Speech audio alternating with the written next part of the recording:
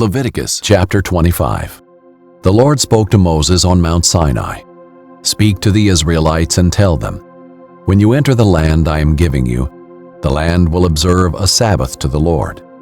You may sow your field for 6 years, and you may prune your vineyard and gather its produce for 6 years. But there will be a Sabbath of complete rest for the land in the 7th year, a Sabbath to the Lord. You are not to sow your field or prune your vineyard. You are not to reap what grows by itself from your crop, or harvest the grapes of your untended vines.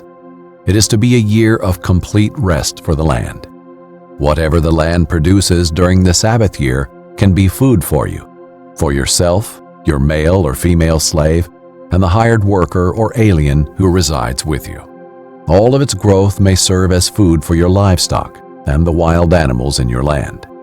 You are to count 7 sabbatical years, 7 times 7 years, so that the time period of the 7 sabbatical years amounts to 49. Then you are to sound a ram's horn loudly in the 7th month, on the 10th day of the month. You will sound it throughout your land on the Day of Atonement. You are to consecrate the 50th year and proclaim freedom in the land for all its inhabitants. It will be your Jubilee, when each of you is to return to his property and each of you to his clan. The 50th year will be your Jubilee. You are not to sow, reap what grows by itself, or harvest its untended vines. It is to be holy to you, because it is the Jubilee. You may only eat its produce directly from the field. In this year of Jubilee, each of you will return to his property. If you make a sale to your neighbor or a purchase from him, do not cheat one another. You are to make the purchase from your neighbor based on the number of years since the last Jubilee. He is to sell to you based on the number of remaining harvest years. You are to increase its price in proportion to a greater amount of years, and decrease its price in proportion to a lesser amount of years, because what he is selling to you is a number of harvests. You are not to cheat one another, but fear your God, for I am the Lord your God. You are to keep my statutes and ordinances, and carefully observe them, so that you may live securely in the land. Then the land will yield its fruit, so that you can eat, be satisfied, and live securely in the land. If you wonder, what will we eat in the 7th year if we don't sow or gather our produce? I will appoint my blessing for you in the 6th year, so that it will produce a crop sufficient for 3 years. When you sow in the 8th year, you will be eating from the previous harvest. You will be eating this until the 9th year, when its harvest comes in. The land is not to be permanently sold, because it is mine, and you are only aliens and temporary residents on my land. You are to allow the redemption of any land you occupy. If your brother becomes destitute and sells part of his property, his nearest relative may come and redeem what his brother has sold. If a man has no family redeemer, but he prospers and obtains enough to redeem his land, he may calculate the years since its sale, repay the balance to the man he sold it to, and return to his property. But if he cannot obtain enough to repay him, what he sold will remain in the possession of its purchaser until the year of Jubilee. It is to be released at the Jubilee, so that he may return to his property. If a man sells a residence in a walled city, his right of redemption will last until a year has passed after its sale. His right of redemption will last a year. If it is not redeemed by the end of a full year, then the house in the walled city is permanently transferred to its purchaser throughout his generations. It is not to be released on the Jubilee. But houses in settlements that have no walls around them are to be classified as open fields. The right to redeem such houses stays in effect, and they are to be released at the Jubilee. Concerning the Levitical cities, the Levites always have the right to redeem houses in the cities they possess. Whatever property one of the Levites can redeem, a house sold in a city they possess, is to be released at the Jubilee, because the houses in the Levitical cities are their possession among the Israelites.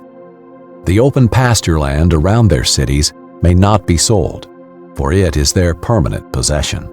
If your brother becomes destitute and cannot sustain himself among you, you are to support him as an alien or temporary resident, so that he can continue to live among you. Do not profit or take interest from him, but fear your God, and let your brother live among you. You are not to lend him your silver with interest, or sell him your food for profit.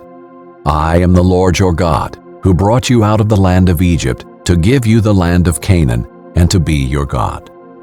If your brother among you becomes destitute and sells himself to you, you must not force him to do slave labor. Let him stay with you as a hired worker or temporary resident. He may work for you until the year of Jubilee. Then he and his children are to be released from you, and he may return to his clan and his ancestral property. They are not to be sold as slaves, because they are my servants that I brought out of the land of Egypt. You are not to rule over them harshly, but fear your God. Your male and female slaves are to be from the nations around you. You may purchase male and female slaves. You may also purchase them from the aliens residing with you, or from their families living among you, those born in your land. These may become your property. You may leave them to your sons after you to inherit as property. You can make them slaves for life. But concerning your brothers, the Israelites, you must not rule over one another harshly. If an alien or temporary resident living among you prospers, but your brother living near him becomes destitute and sells himself to the alien living among you, or to a member of the resident alien's clan, he has the right of redemption after he has been sold. One of his brothers may redeem him. His uncle or cousin may redeem him, or any of his close relatives from his clan may redeem him. If he prospers, he may redeem himself. The one who purchased him is to calculate the time from the year he sold himself to him until the year of Jubilee. The price of his sale will be determined by the number of years. It will be set for him like the daily wages of a hired worker. If many years are still left, he must pay his redemption price in proportion to them based on his purchase price. If only a few years remain until the year of Jubilee, he will calculate and pay the price of his redemption in proportion to his remaining years. He will stay with him like a man hired year by year. A resident alien is not to rule over him harshly in your sight. If he is not redeemed in any of these ways, he and his children are to be released at the year of Jubilee, for the Israelites are my servants. They are my servants that I brought out of the land of Egypt. I am the Lord your God.